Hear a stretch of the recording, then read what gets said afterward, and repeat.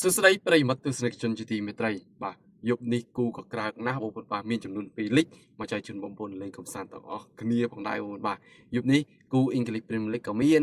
ពានរង្វាន់កូប៉ាដេរីក៏មានបាទសិតតែគូខ្លាំងហើយបងប្អូនអេដមីនចម្រាញ់យកចែកជូនបងប្អូនលេងកំសាន្តទាំងអស់គ្នានៅក្នុងវីដេអូនេះឬក៏នៅក្នុង Telegram របស់ admin ផងដែរបងប្អូនបាទហើយពិសេសក៏មានការ live បន្តផ្ទាល់ចេញពី page admin សវណ្ណផងដែរបងប្អូនបាទហើយគូនេះបាទគូទី1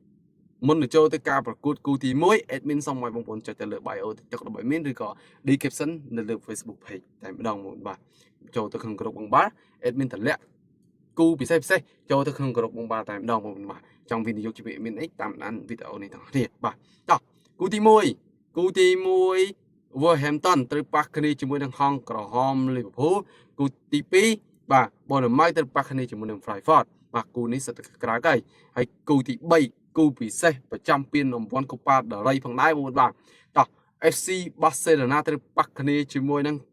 ក្រុម Atletico Madrid ផងដែរបងប្អូនបាទអូគូនេះអេមណាស់បងប្អូនបាទក្នុងពានរង្វាន់នេះបាទតោះគូទី1 admin សុំឲ្យបងប្អូនលេង over ក៏បាន